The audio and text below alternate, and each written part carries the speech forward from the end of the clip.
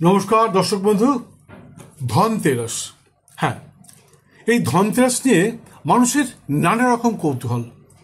আমি গত 9 তারিখ থেকে 13 তারিখ পর্যন্ত বেনারসে ছিলাম, কয়েকটা জ্যোতিষ সম্মেলনে অ্যাটেন্ড করেছি। আপনারা নিশ্চয়ই ফেসবুকে বা অন্যান্য জায়গায় দেখেছেন আমাকে, বা নিউজ চ্যানেলেও দেখেছেন আমাকে। তো যাই হোক, তো সেখানে মানুষ পাগল করে দিচ্ছে, ধনতেরাস সম্বন্ধে কিছু বলুন, ধনতেরাস সম্বন্ধে কিছু বলুন। আমরা বিভ্রান্ত হচ্ছি, নানা রকমভাবে নানা রকম ইউটিউবে নানা রকম কথা বলছে, আমরা কি করবো ঠিক বুঝতে পারছি না। আসলে ওখানে ভিডিও করবার মতন পরিস্থিতি ছিল না। সকাল থেকে রাত্রি পর্যন্ত কখনো প্রেস রিপোর্টার, কখনো নানা রকম লোক আসছিল। যাই হোক, নিজের কথা বলে লাভ নেই, আসল জায়গায় আসি। ধনতেরাস একটা শুভ দিন, একটা শুভ কাজ। এই দিনে কোনো রকম অশুভ কাজ করবেন না। প্রথমেই বলে রাখি, ঝ্যাঁটা, হ্যাঁ, অনেকেই জানি না কে বা কারা এটা প্রচার করেছে যে ধনতেরাসের দিন ঝ্যাঁটা কিনতে হয়। বন্ধু, না, ধনতেরাসের দিন ধন গচ্ছিত রাখতে হয়। কিভাবে রাখবেন? সেই জন্যেই ধনতেরাস। স্বর্ণ অলঙ্কার কিনে বা সোনার জিনিস কিনে বা কোনো পিতলের ধাতু কিনে আপনি ধনতেরাসের দিন ধন গচ্ছিত রাখতে পারেন, বা টাকা পয়সাও গচ্ছিত রাখতে পারেন। এই নিয়েই আজকে একটা বিশেষ আলোচনা করব। ইউটিউবে প্রোগ্রাম ছাড়বার আগে পত্রপত্রিকা এবং ফেসবুকে লিখিতভাবে জানাতাম ধনতেরাস কি এবং কেন পালন করা উচিত। তবে গত 2 বছর ধরে ধনতেরাসের একটা ভিডিও করে সকলের কাছে পৌঁছে দিচ্ছি ইউটিউবের মাধ্যমে, যাতে সবাই দেখে বুঝতে পারে কি করা উচিত, কোনটা অনুচিত। সেই সঙ্গে আরও একটি কথা বলবো, সেটা হচ্ছে যমদীপ দান। এই যমদীপ দানে আপনার কি ফল পাওয়া যেতে পারে, এই সবই বলবো। দেখতে থাকুন, ভিডিওটা সম্পূর্ণ দেখবেন, এটা আমার অনুরোধ। যদি অল্প একটু দেখেন তাহলে এক্ষুনি বন্ধ করে দিন, আর এগোবেন না। আর যদি কিছু জানবার ইচ্ছা থাকে তাহলে দয়া করে সম্পূর্ণ ভিডিওটা দেখবেন। যাই হোক, কিছু ব্যবসায়ী মানুষকে বিভ্রান্ত করছে যে ধনতেরাসের দিন ঝ্যাঁটা কিনুন। বন্ধু, এই দিনটা একটা শুভ দিন, ঝাঁটা শুভ জিনিস নয়। হ্যাঁ, ঝাঁটা কিনবেন, আপনি ঘর ঝাঁট দেবেন, তবে ধনতেরাসের দিন নয়।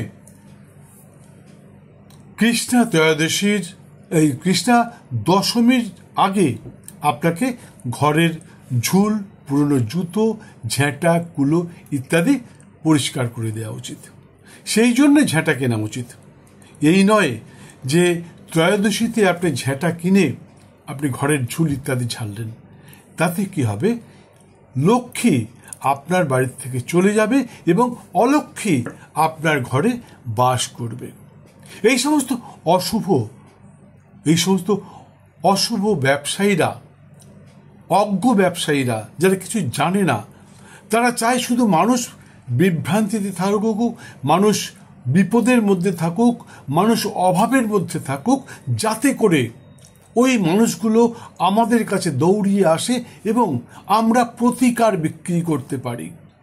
এরা জ্যোতিষ নয়, এরা প্রতিকার বিক্রেতা। তাই আবার বলছি বন্ধু, ধনতেরাস একটা শুভ দিন।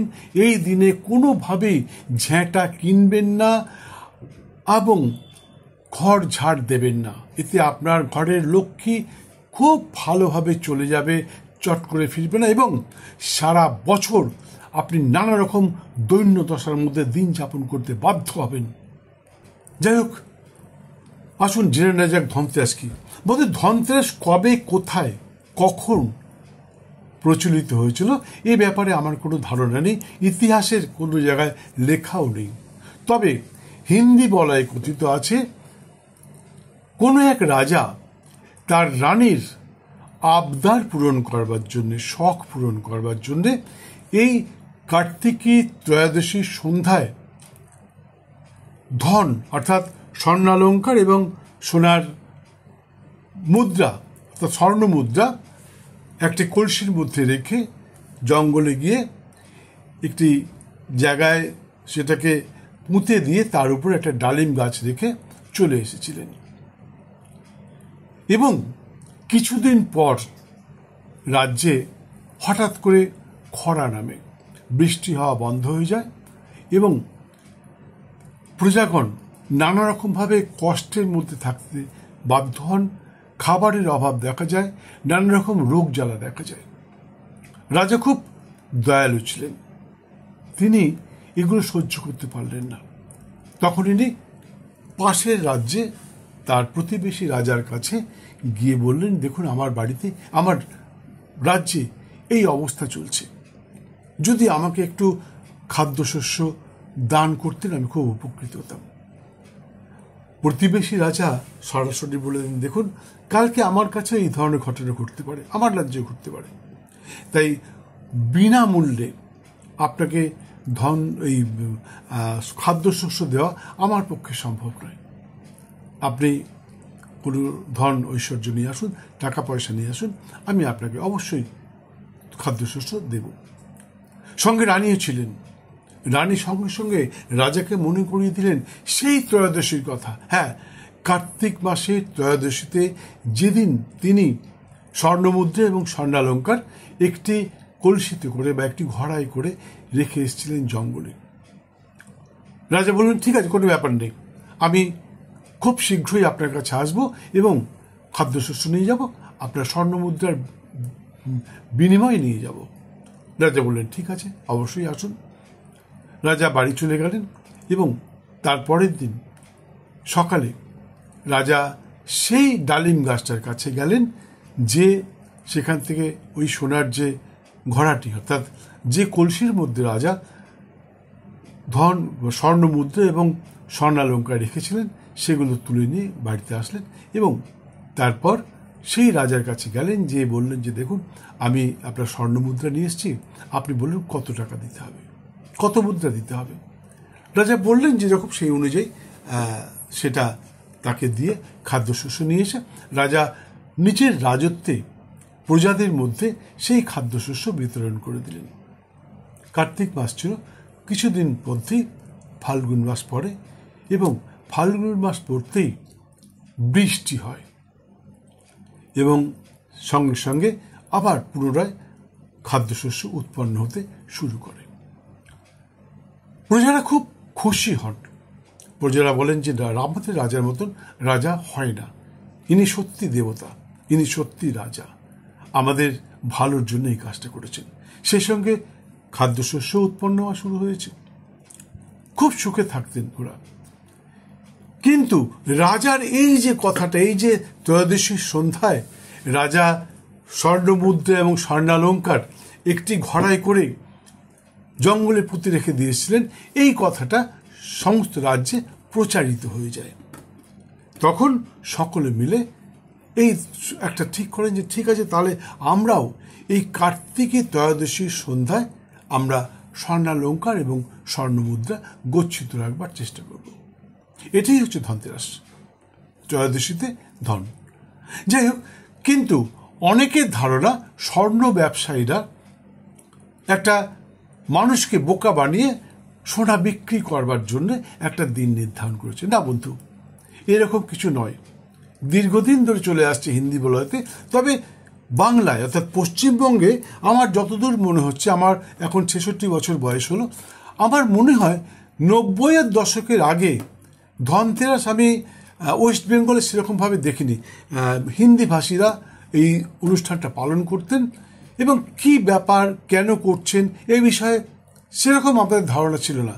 কিন্তু এই 90-এর দশকের পর বাঙালিরাও এই দিনটাকে পালন করা শুরু করে। আমার মনে হয় একটা দিন নির্ধারণ করা উচিত, যেদিন আমরা ধন ঐশ্বর্য, ধন দৌলত আমরা একত্র করবো এবং গচ্ছিত রাখবো। মেন হচ্ছে গচ্ছিত রাখা। যাই হোক, এই ধনতেরাসের দিন আপনার যদি সম্ভব হয়, যদি আপনার মানি আপনার পকেট যদি সাথ দেয়, সঙ্গ দেয়, যদি আপনার অর্থ সঙ্গ দেয়, সম্ভব হয়, তাহলে একটু সোনা কিনে রাখুন। কারণ গত 2 বছর আগে সোনার দাম ছিল 50 থেকে 55 টাকা, 50 থেকে 55 হাজার টাকা এক ভরির দাম। 10 গ্রামের দাম 50 থেকে 55 হাজার টাকা। আজকের দিনে সেটা 1 লাখ, কম বেশি 1 লাখ টাকা হয়ে গেছে। কাজেই বুঝতে পারছেন 2 বছরের মধ্যে সোনার দাম দ্বিগুণ হয়ে গেছে। সেই জন্যেই যদি আপনি এই ধনতেরাসের দিন সোনার কোনো জিনিস কিনে রাখতে পারেন, তাহলে ভবিষ্যতে সেটা অবশ্যই আপনার কাজে দেবে। তবে অনেকেই রূপো বা দস্তা, স্টিল ইত্যাদি ইত্যাদি কিনে থাকেন, সেগুলো কিনবেন না। মা লক্ষ্মীর প্রিয় ধাতুটি হচ্ছে হলুদ রঙের। সেটা সোনাও হতে পারে, পিতল হতে পারে, কাঁসা হতে পারে। এই ধরনের কিছু জিনিস আপনি কিনে রাখুন।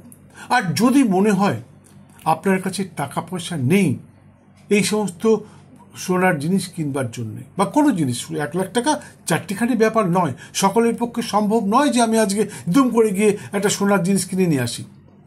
বললে তো হবে না, সত্যিটা প্রকাশ করতে হবে। আমার কাছে সেই টাকা নেই যাতে আমি দুম করে গিয়ে সোনার একটা গয়না কিনে নিয়ে আসলাম। তাহলে কি মানুষ এই অনুষ্ঠানটা পালন করবে না? হ্যাঁ করবে, কেন করবে না? আপনি সোনার জিনিসই কিনতে হবে তার কোনো মানে নেই। আপনি কাঁসার কিনুন, আপনি পেতলের কিনুন, এগুলোর দাম কমে না। আর যদি এগুলোও কিনতে না পারেন তাহলে একটা ঘট কিনুন। একটা ঘট কিনুন যেখানে টাকা রাখা যায়, জমানো যায়। মাটির ঘট হোক, মাটির ঘট হলে ভালো হয়, তার কারণ দুম করে আপনি এটা ভাঙবেন না। ভাঙতে গেলেই আপনার মনটা কেঁদে উঠবে, না গো ঘরটা ভাঙা উচিত নয়। কিন্তু যদি আপনি তালা দেওয়া কোনো বাক্সের মধ্যে রাখেন তাহলে কিন্তু যখন তখন টাকার অভাব হবে, আপনি টুক করে সেখান থেকে টাকা বের করে নেবেন। তাই জন্যই বলছি একটা ঘট কিনুন যদি আপনার কাছে টাকা পয়সা না। তা আমার ভিডিও দেখার মতন বহু লোক আছেন আজকের দিনে, নেট চালায় এবং অ্যান্ড্রয়েড মোবাইল অনেক গরিব মানুষের কাছে আছে। তারাও দেখেন, তারা হয়তো আমার এই প্রোগ্রামটা দেখছেন। আপনার কাছে কাঁসা পিতল বা সোনা কেনার মতন টাকা নেই, বন্ধু আপনার কিনতে হবে না। আপনি একটা ঘট কিনুন এবং সেই ঘটের মধ্যে পেতলের কয়েন রাখুন। 5 টাকা, 10 টাকা, 20 টাকা, যেটা আপনার মনে হয় আপনি পেতলের কয়েন রাখুন। এবং এই পেতলের কয়েন রেখে ওই দিনকে রাখুন। তবে মাথায় রাখতে হবে এই ধনতেরাসে কিন্তু, আর বলছি একটু পরে বলছি, রাখুন এবং প্রতিদিন কিছু না কিছু ওই ঘটের মধ্যে ফেলুন। এবং আগামী বছর দ্বাদশীর দিন সেই টাকাটা, বা তার আগে দ্বাদশী, দশমী, একাদশী, যে কোনো দিনে আপনি সেগুলো বের করুন এবং কোনো দোকানে নিয়ে যান। কোনো যারা সবজি বিক্রি করে, বিশেষ করে যারা আলু বিক্রি করে, তাদের কাছে নিয়ে যান। তাদের কাছে নিয়ে গিয়ে আপনি টাকাটা বলুন যে এইখানে এত টাকা আছে, তুমি প্রয়োজনে গুনে নিতে পারো। বা 10 টাকা 10 টাকা করে আলাদা আলাদা প্যাকেট করুন যাতে ওর গুনতে সুবিধা হয়। যে কোনো একটা ধরবে, ধরে গুনে দেখবে হ্যাঁ 10 টাকা আছে, তাহলে ওর আর বিশ্বাস হয়ে যাবে। 2-3টে দেখলে ওর বিশ্বাস হয়ে যাবে। তবে মনে রাখবেন, ছলনা করবেন না, 10 টাকাই রাখবেন। এরকম নয় যে 8 টাকা বা 9 টাকা রাখলেন। 10 টাকা রেখে তাকে দিন, সে আপনাকে একটা নোট দিয়ে দেবে এবং সেই নোট নিয়ে যদি সম্ভব হয় সোনার কিছু কিনুন। যদি না হয় তাহলে সেটাকেও আবার রেখে দিন, আবার পরের বছরে কিনবেন। সোনার জিনিস কিনলে ভালো হয়। যদি সম্ভব না হয় তাহলে পেতল বা কাঁসার জিনিস কিনুন। সেটারও চট করে দাম কমে না, সেটারও দাম বাড়তে থাকে। যাই হোক, এবার আসি ধনতেরাস কবে, কিভাবে আপনি পালন করবেন। কলকাতা থেকে প্রকাশিত একটি বিশিষ্ট পঞ্জিকার পণ্ডিতগণের মতে আগামী 18 অক্টোবর 2025 বঙ্গাব্দের 31 আশ্বিন 1432 শনিবার দুপুর 1:20 তিথি দ্বাদশী থেকে ত্রয়োদশীতে পড়ছে এবং পরের দিন অর্থাৎ 19 অক্টোবর 2025 রবিবার দুপুর 1:53 পর্যন্ত তিথি ত্রয়োদশী থাকছে। এই সময়ের মধ্যেই আপনাকে ধনতেরাস পালন করতে হবে। তবে একটা কথা বলছি, এই যে স্বর্ণ অলংকার কিনবেন, এটা কিনবার জন্য একটা শুভ সময়ের দরকার। প্রত্যেকটা মানুষের জন্য ভিন্ন ভিন্ন শুভ দিন এবং শুভক্ষণ হয়ে থাকে। তো এই দিনটা, ত্রয়োদশীর দিনটা অনেকের জন্যই শুভ, কোটি কয়েক মানুষের জন্য অশুভ। সেটা এখানে বলতে পারছি না, অনেকেই তাদের দুঃখ পাবেন। যদি জানবার ইচ্ছা হয় তাহলে আপনি আমাকে স্ক্রিনে দেওয়া নাম্বার একটি ফোন করবেন, আমি বলে দেবো। আরেকটা কথা, এই যে শুভ সময়টা, এই জিনিস কিনবার জন্য একটা শুভ সময়ের দরকার। সেই শুভ সময়টা কিন্তু আপনাকে চয়ন করতে হবে। দেখতে হবে কোন সময়টা শুভ, সেই সময় আপনি এই স্বর্ণালঙ্কারটা কিনুন। তবে কিনবার আগে মাথায় রাখবেন, সোনার ব্যবসায়ীরা কিন্তু এই দিনে, সোনার ব্যবসায়ী কেন, যে কোনো ব্যবসায়ী মানুষকে ঠকিয়ে কিছু অর্থ উপার্জন করতে পারছে, যে ব্যবসায়ী হোক না কেন। আমাদের জ্যোতিষও এরকম বহু লোক আছে যারা নাকি পাথর কবচ বিক্রি করে থাকে, একটু আগেই বললাম। তারা মানুষকে তার ভাগ্য সম্বন্ধে বলবার কোনো ব্যাপার নেই, তারা শুধু চেষ্টা করে কখন এই পাথরটা বিক্রি করব। যাই হোক, এ নিয়ে আলোচনা করে লাভ নেই। তবে আপনি যখনই সোনার কোনো জিনিস কিনবেন তখন ভালোভাবে দেখে নেবেন সোনার জিনিসটা কি আছে। এখানে কিন্তু এই দিনে 16 carat, 18 carat, 20 carat, 22 carat, 24 carat নানা রকম গয়না বিক্রি হয়। আপনাকে দেখে নিতে হবে, আপনি নেটে সার্চ করলেই বলে দেবে হলমার্ক যে দেয়া থাকে তার নাম্বারটা কি আছে। আমার এই মুহূর্তে পুরো মনে পড়ছে না, তবে 916 নাম্বারটা আপনার 22 ক্যারেট। এবং যখনই কারোর কাছ থেকে সোনা কিনবেন মাথায় রাখবেন ওজনটা খুব ভালোভাবে দেখবেন, ওজনটা দেখবেন, সেই ওজনটা লেখাবেন এবং জিএসটি দিয়েই সোনাটা কিনবেন। কারণ পরবর্তীকালে ওই সোনাটা যদি কোনো রকমভাবে ডুপ্লিকেট হয়ে থাকে, মানে 22 ক্যারেটের জায়গায় যদি 16 বা 18 ক্যারেট বা 20 ক্যারেটের হয়ে থাকে, তাহলে আপনি চ্যালেঞ্জ করতে পারবেন এবং বলতে পারবেন আমি জিএসটি দিয়ে কিনেছিলাম।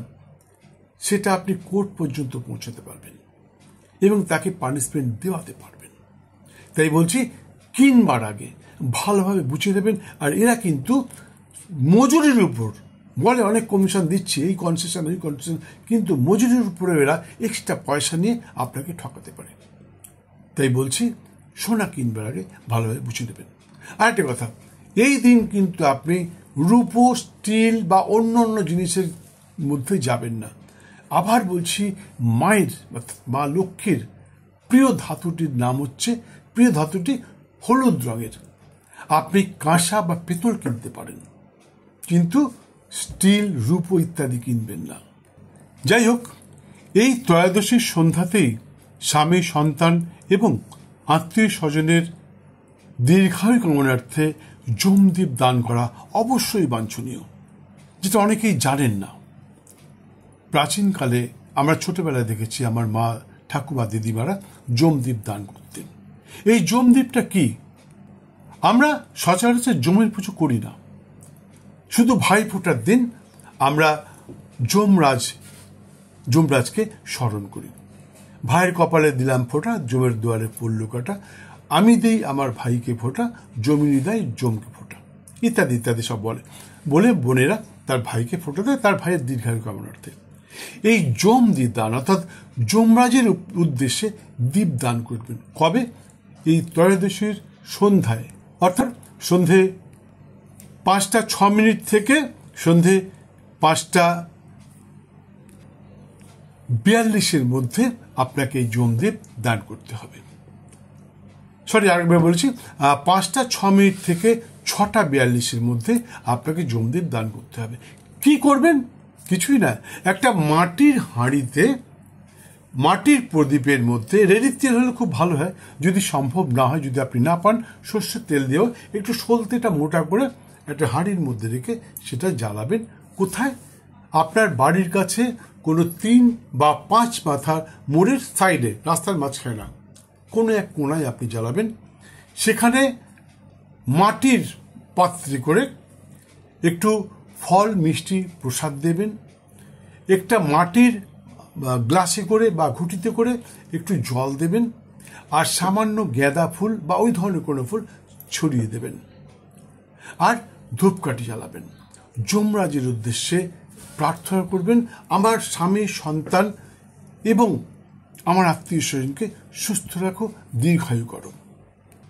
যদি আপনি এই 3 মাথা বা 5 মাথার মোড় না পান, তাহলে আপনার বাড়ির সামনেই যেখানে গাড়ি ঘোড়া চলে সেইখানে রাস্তার ধারে আপনি বসে করতে পারেন।